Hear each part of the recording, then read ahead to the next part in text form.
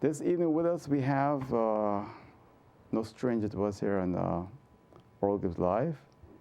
He's a man that's set for next Sunday, right? MP Gibbs and his leader of Team Gibbs. How you doing? Fine, pretty fine, thank you. So you ready for Sunday? Ready. For people who don't know much about what's happening, this election is for? This election is for choosing the president of the collectivity.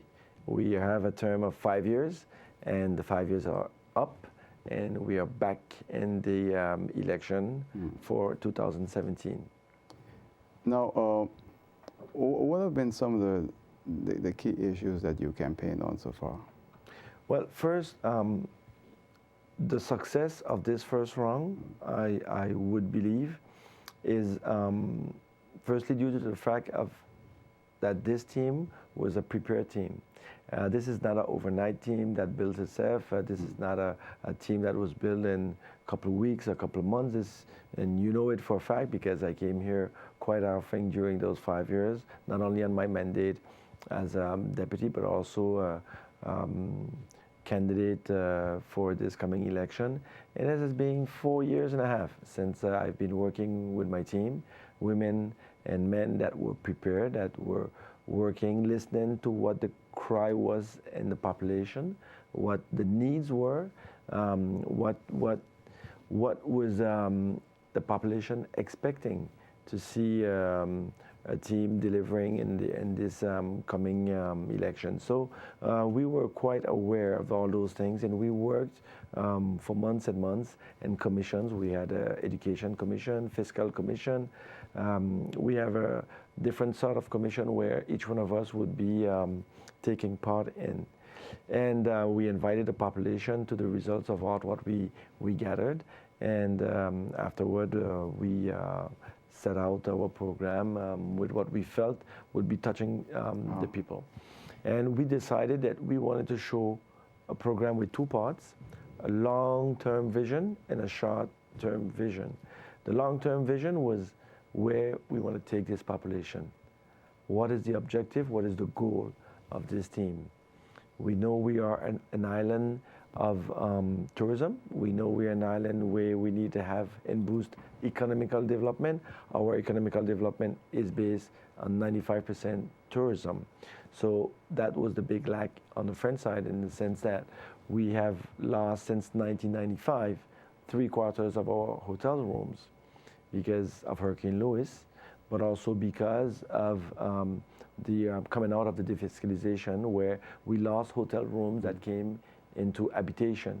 So all those figures put together, 4,700 rooms in 95, less than 1,500 as I'm talking to you. You can imagine that the economy shoot down dramatically. Yeah. And sorry, my voice is leaving. It's a lot of campaign. So, but anyway, we also had problems in our infrastructure. We didn't prepare for the new setting. We didn't prepare for a certain amount of accommodation for our cruise line ships. We didn't prepare in our marina to bring in the capacity needed for a turnover and that activity.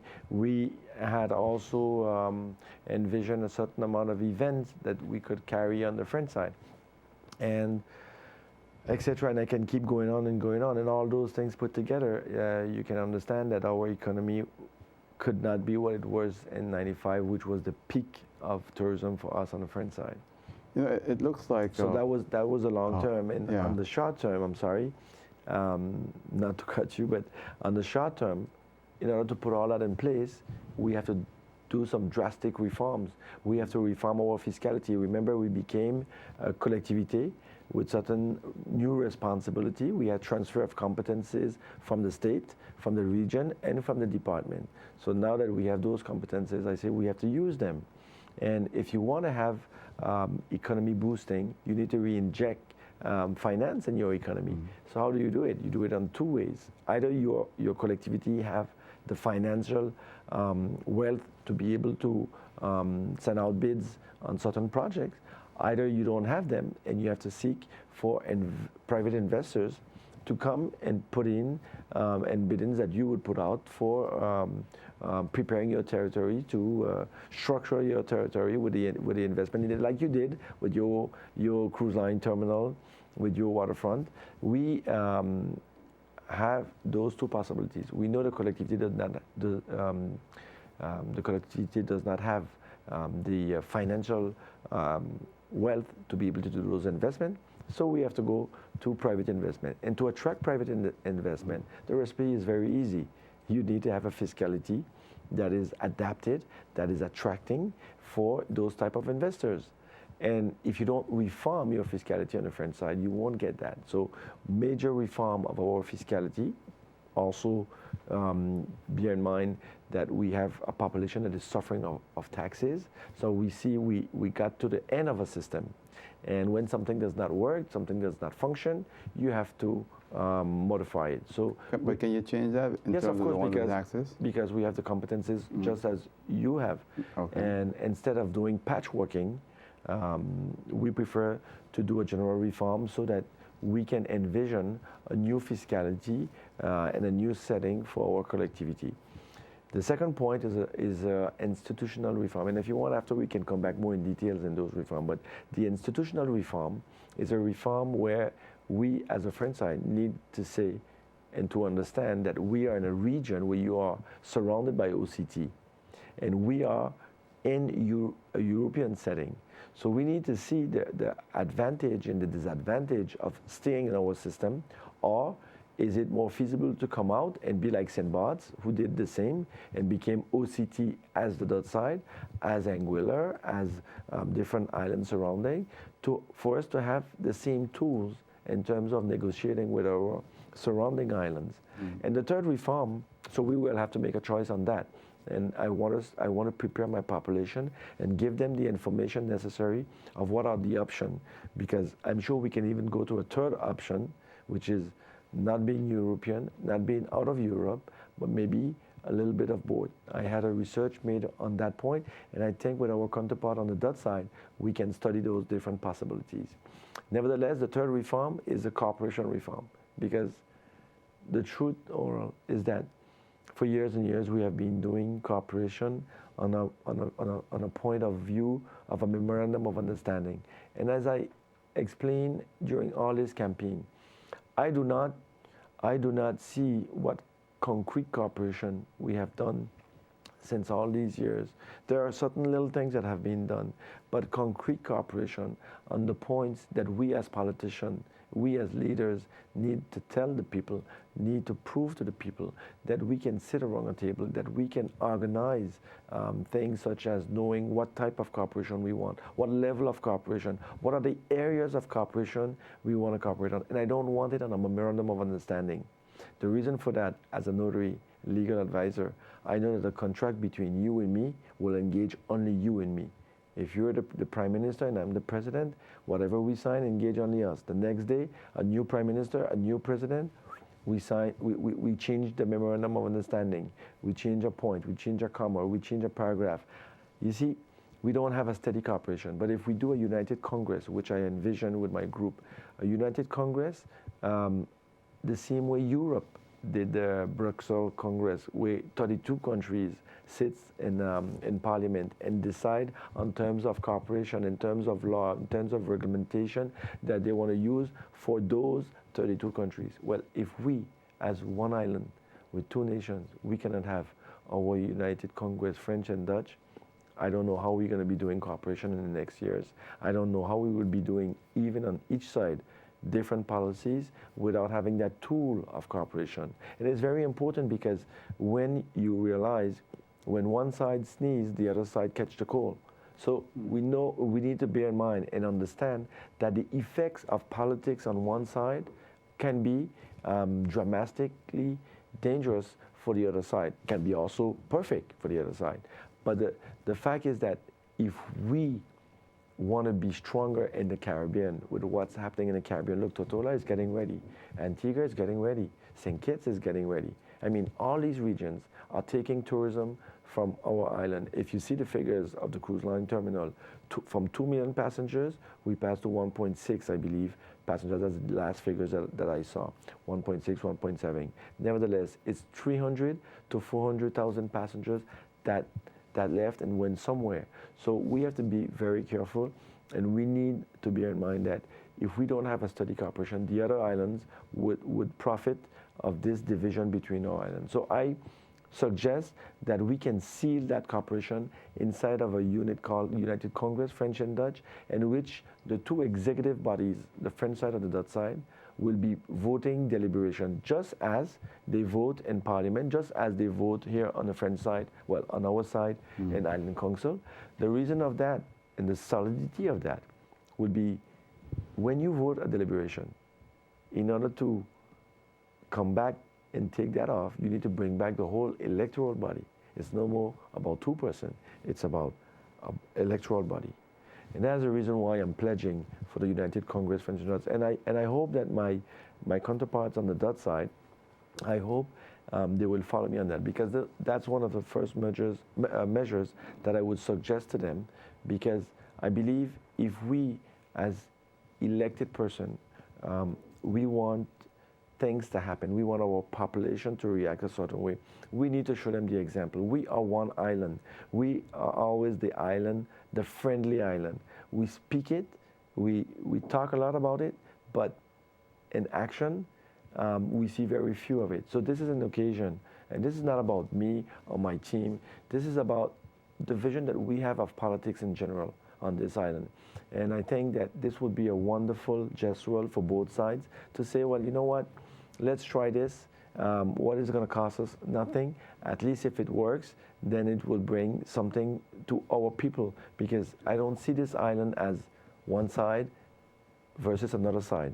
I see this island as one island, because we go from one side to the other one without stopping to a border. So let's keep it this way, and let us try to put in concrete the cooperation, so that we have competencies, and the state on both sides have their own competencies, but we also can voice our opinion on what we believe and what we want in those areas where we don't have competencies. Immigration issues, for example. And these are things that are very important, because these are things that are touching us directly. The port entries, airport entries, these are areas that we know for a fact that can be problematic.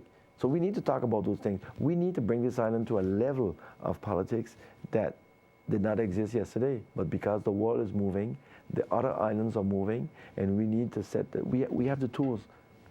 Well, what I can understand is... Sorry for being so long, but I wanted to be very clear and neat on my aspect of cooperation. Yeah. What I don't understand is that why it is so difficult for us to get to that level of cooperation. If you look even at the cruise industry, they're competing with each other, and they're also cooperating.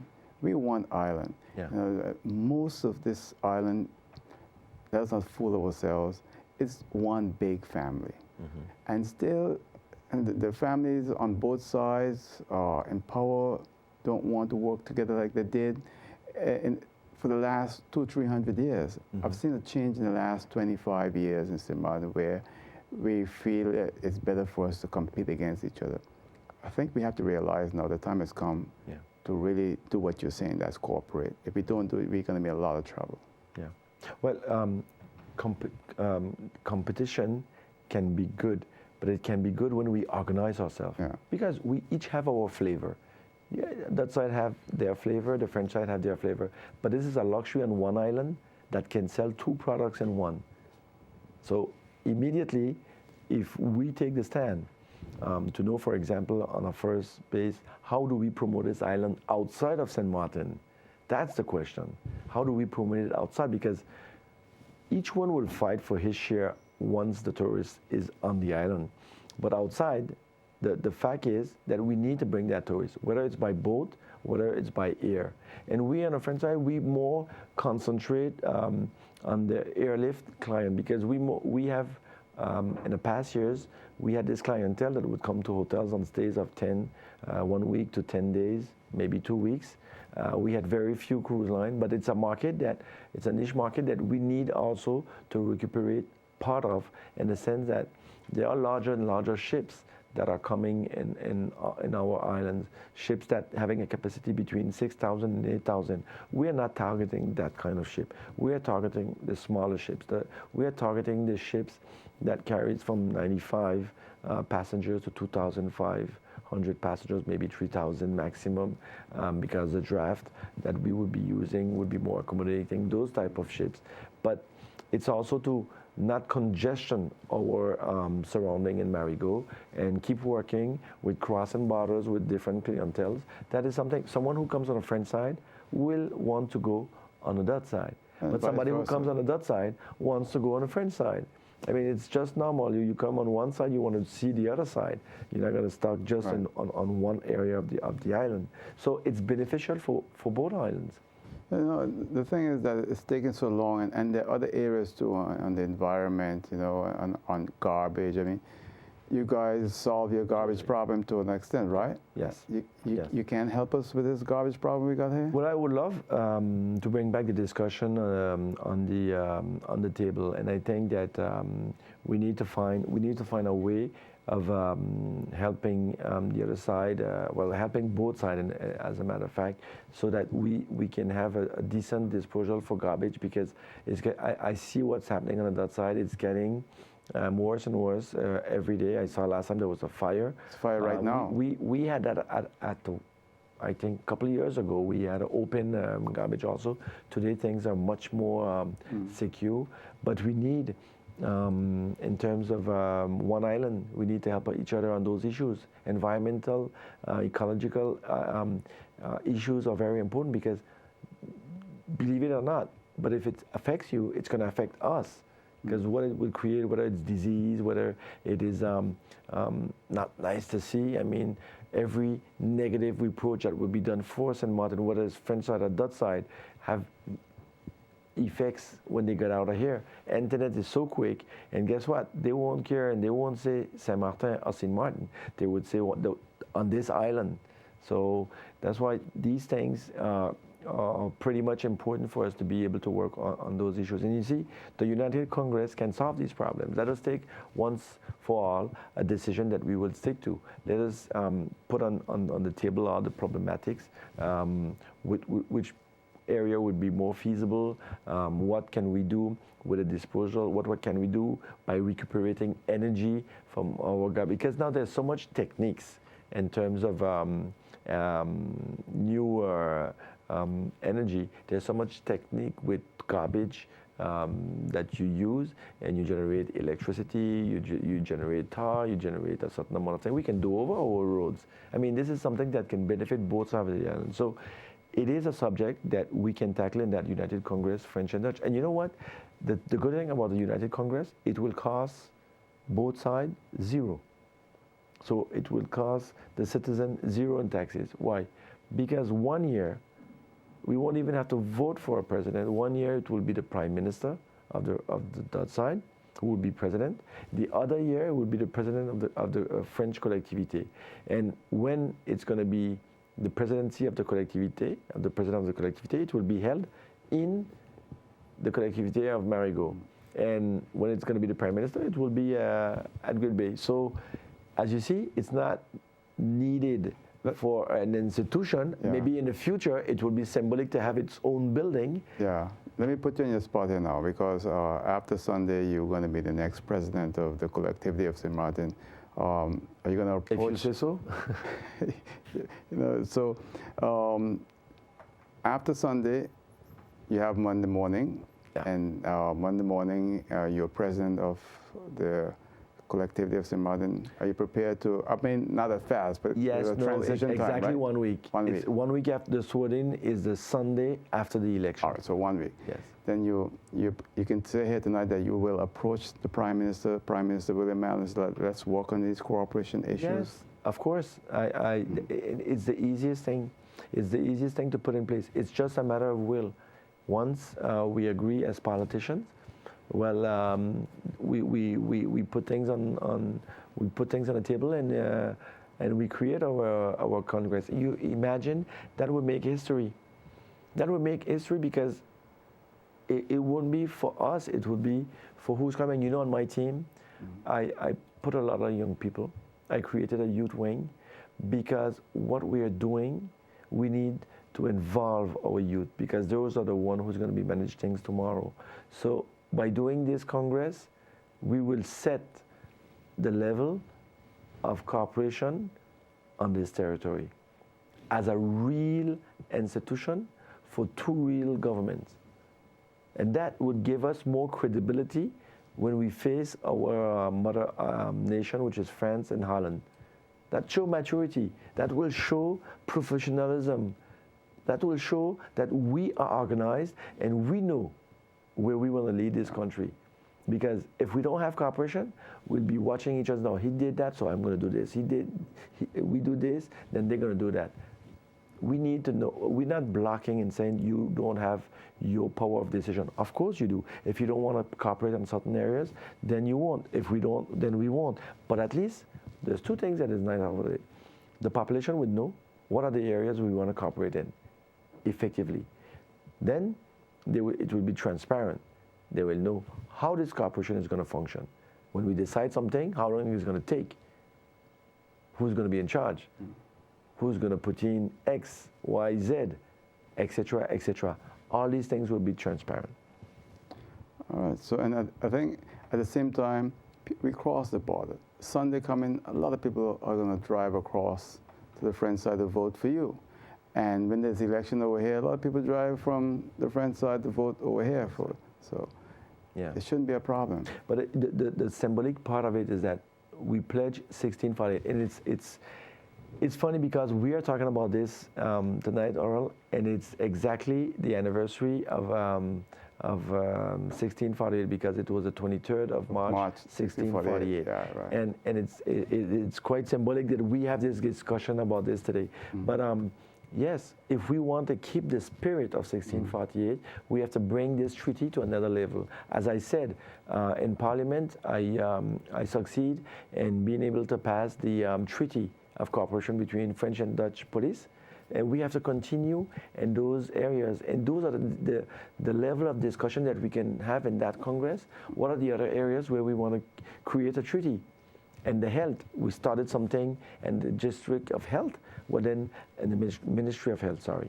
So let's continue. Maybe we need a treaty to be able to operate on one side and the other side the same way. These are things where we can help each other. These are areas where it is important for our population. Why are we not doing it? Because look, I had a Minister of Health here, and it's all of them, everybody's saying, well, it's more expensive. We are shipping off people all over the region, the Caribbean and Latin America, right across the border, less than 6 miles, offering great service at the hospital there.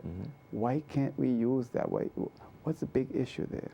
Well, technically, I will not be able to explain, but I think that in the vision, yes, it should be something that is to be tackled. I know that there was an organization where they were working on having services on one side and helping for the other side.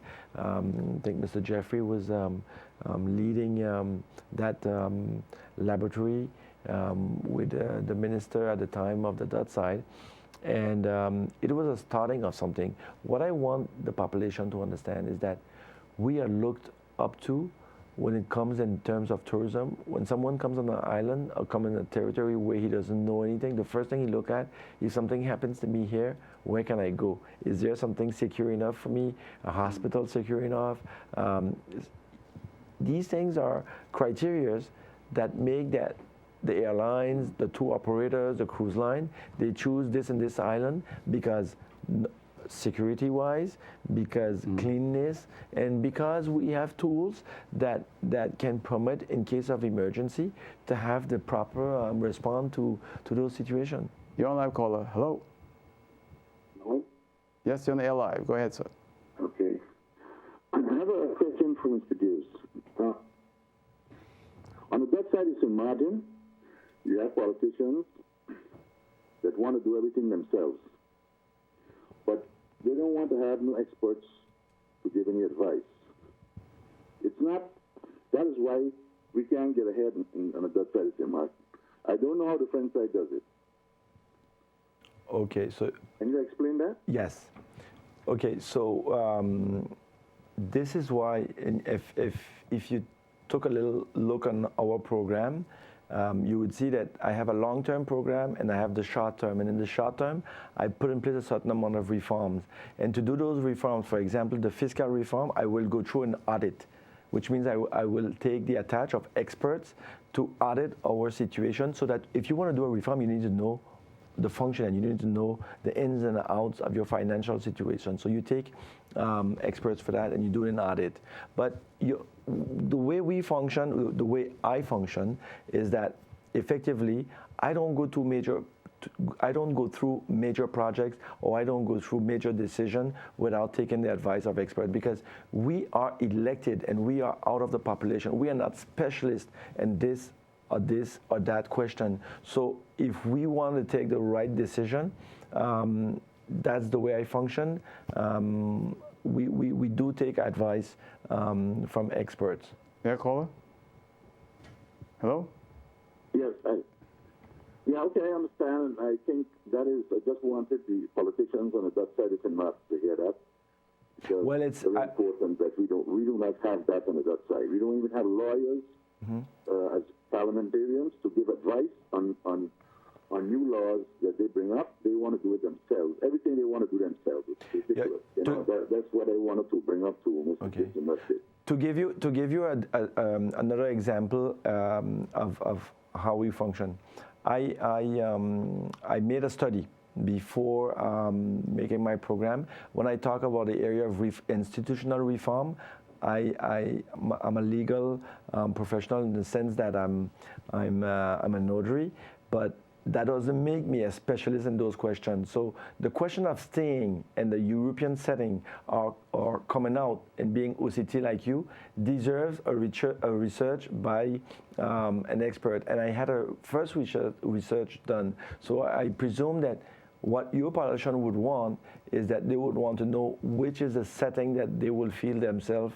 better into. So what I would suggest is that we can do that research on our side, and we will integrate if they agree. You see, that's why the United Congress would be a good setting for that. But we could agree that maybe if we go to a third phase, we will need those experts and those specialists to tell us what would be the benefit of us choosing a different setting, and what would be advantages, because there are advantages if we want to be part of Europe and out of Europe. If we can, that was a third phase solution. There we will really need specialists, because the last thing we want to deceive the population and take the wrong decision. So we will need experts for that. Okay, caller? All right, thank you, sir. Thank you. All right. But I assume that it helps being a lawyer, being a notary. When you look at documents, it makes it a lot more easy to understanding. For sure. All right. But the idea I wanted to bring is that to be a politician, you don't need to be a specialist. If you are specialized in something, it's even better. Well, I came from the notary field. As a notary, of course, there's certain things that I'm aware of. But I'm someone, I never like to take risk. I always like to have a confirmation. So even though I know that this would be the solution, I would always take advice, a second advice, to be sure that I'm not taking the wrong decision. You never know in life. You know, the human being is by definition, or can by definition make mistake. So it's better to be, especially when you're handling public affairs. I know that if I go wrong, I would always have something to say. Listen, it is a fact that that I took this decision, but I didn't take it just for the fact of taking it. I took it because I have a report, I have an expert research, I have something that showed me that it was okay if I took that decision. What are people saying on the French side of cement? What are some of the real issues confronting our people? Work, having work. We have 30%. When you have 12% of unemployment, we have 30%. You know what it is? The less of the 25-year-old, under 25-year-old, it is the biggest majority of unemployment. And most of our unemployed are non-qualified. So that means we have a tremendous problem in training, and we have a tremendous problem of seeking for work. And I don't like to talk about jobs, because when you say jobs on the French side, it's a short-term thing. That's why I said work specifically, and that's a major problem. That is a huge problem. It's no mistake, when you have no economy, well, you won't have that work, and then you will have to drop off, and then you will have all insecurity. You will have all the negative that comes at one. So we need to reboost that, and that's why we need to kick back with some projects. And we have in our luggage a whole amount of ideas to put things back in place. The thing is that we don't want to go through a radical restructuring, and that's why we want to take the time to take the right decision by auditing in certain sector. Concerning our waterfront development, it shouldn't be a problem, because, as I said, it's not moving. It's not moving because the bidding found no bidders, because I believe that what I saw and what they wanted to bring out, that it wasn't done in the sense that we had envisioned it. Because when I put that project together, I associate that project with our commercial port development, because there was a problem of dredging a channel to come into Marigot, and the channel should be common to the commercial port and the waterfront project, so they can share that expense, because that's a big part of the expense. And of course, when the bidders came, there were certain technicalities also with the surface that was belonging to state or were in the competencies of the state, and others that were not. So all those things should have been solved before you bring out to a bidding, and the state fired a case against the collectivité for exactly that specific problem. So when you come to a bidding and you already have those problems between the collectivity and the state, you don't want to be in the middle of those problems. So probably all those figures, all those criteria discourage a good part of those bidders. But we know the way to go through that. So it's your project. So after you're elected Sunday as president, you're going to reactivate that as quick as possible? Immediately.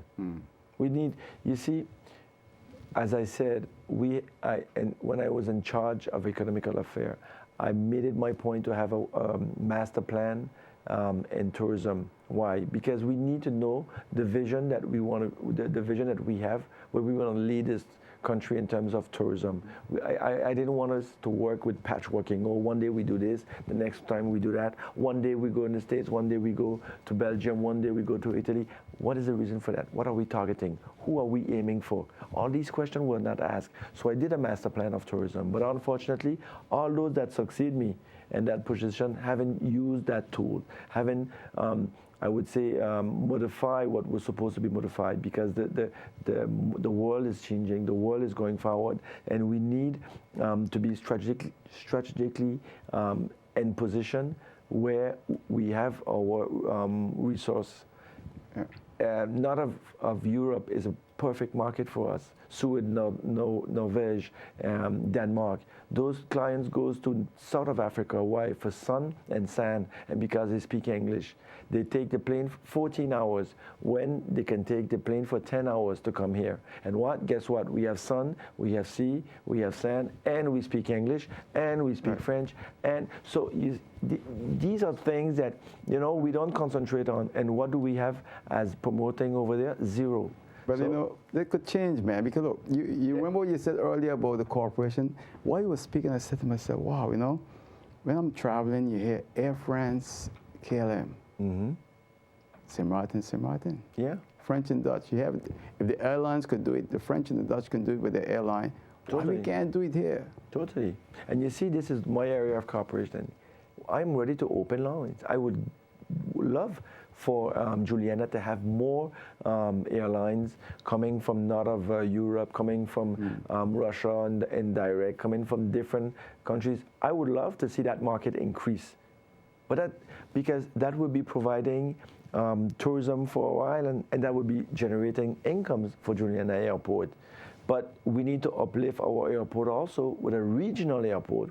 in which we will not do a competition airport for Juliana. We will stay on a regional, international area with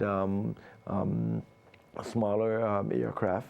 But we need also to maintain that regional, I would say, fluctuation, and also the international. Why? Because sometimes the international comes in here and we are a hub for other islands. So we need also to be able to send out different clients to different destinations. But we need to capture part of those airlines, part of those clientele on our island. And for that, if you don't reboost by putting back hotel rooms, where are you going to put? Where are you going to put those tourists? Today on the friends that I told you, 3/4 of our hotel rooms disappeared. You think you will be able to attract investors back in the positively?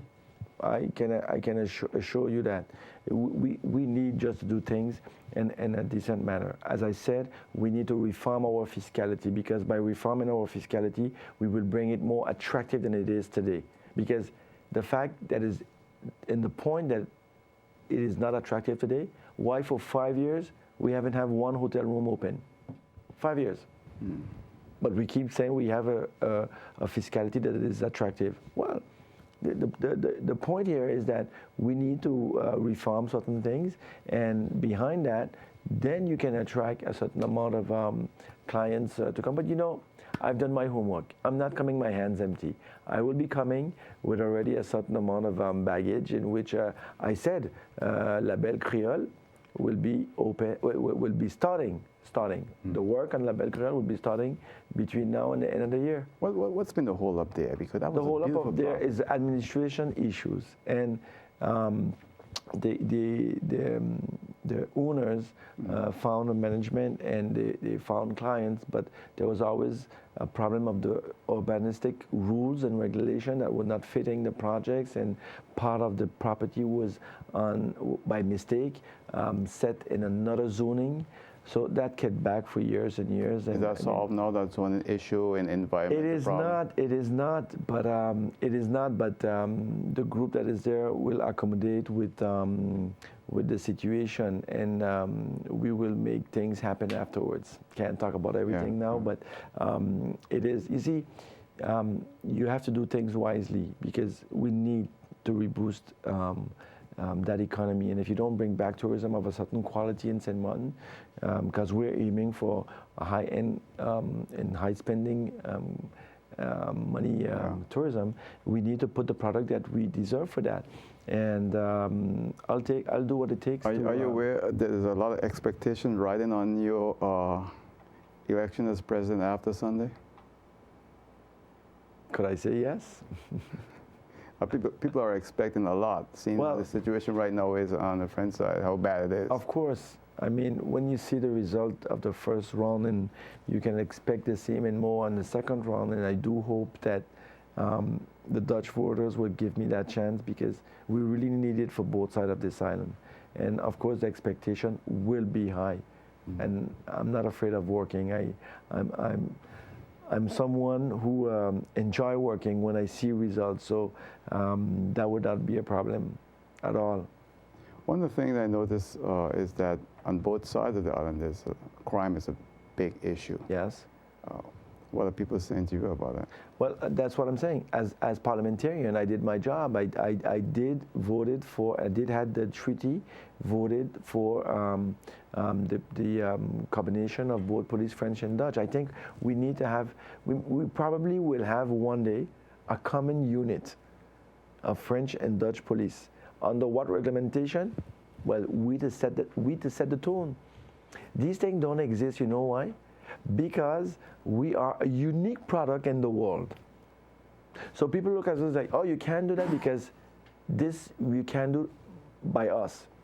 Well, we're not. We are European partly, yes, but on the other side, no. So we have the possibility to create our own institutional suit. And that's what it is about. And for that, we need to create our own institution also to discuss those issues. All right. So we missed a call. Yeah. So you know the thing is that when you look at both sides of the island, there are many issues that go hand in hand. And someone was telling me that now on the French side, many of the youngsters that commit a crime, they're not really sent off to Guadeloupe as a past, but they're now kept at home. Let me take this call if I'll come back to that. Oral Gibbs Live, you're on caller. Hello. Hello, good evening. Good evening. Good evening. I'm calling to congratulate Mr. Gibbs, Prime Minister Mr. Gibbs, on his winning. Thank you. On the first round. But yes, I would. Thank you. Can you turn your TV off, ma'am, please? I would like to let him know I am one of the voters from both sides, and I've been supporting him most of the time, and I know all his family. But I would like my father was a Frenchman, and I went to obtain a birth certificate from my father, and when I got there, they told me I had to go to the archive.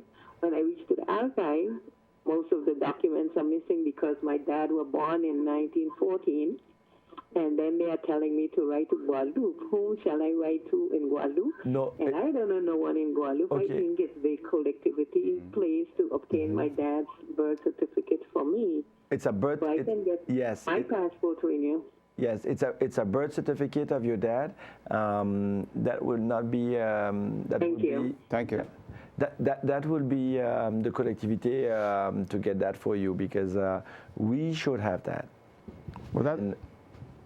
But after a certain, now the only thing I don't know is that after a certain year, we have 100 years to preserve a certain amount of documents. Yeah. But as far as a birth certificate is concerned, I'm sure that we should be able to have that. Well, maybe through the notary.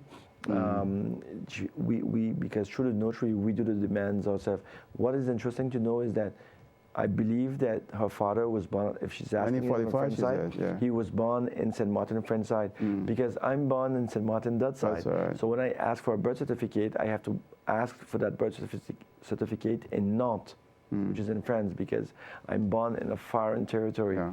So there's two things. Either he's born French, but on a foreign territory, and she can get it through Nantes, and that's a demand. She said he was born on the French side. French side, okay, so she should have it here in St. Martin. No, it's an issue because I tell you, my father. 1945. 45. My father, mother, who was Julia Gibbs, born in Marigot, and my father was born in Marigot, and when I went for her birth certificate, she was born in 1868. Got to go to Guadeloupe to get it because of the time, 1868. That's a long time ago. Yeah. So that's part. Let me take another call for you. So Oral Gibbs Live, you're on caller. Hello? Yeah, caller? Yes. Yes. Can you turn your I TV? congratulate you, Mr. Oral, on your family. Thank you. I support your family. But my dad was born in Grand Cas. Yeah. And close to the area where he has his headquarters.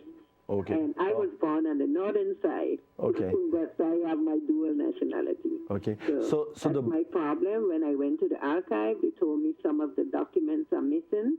But from where? the year 1914. Oh, 1914. And 14. He was born in 1914. Okay, that's and that's the reason why I have to request it from Guadeloupe.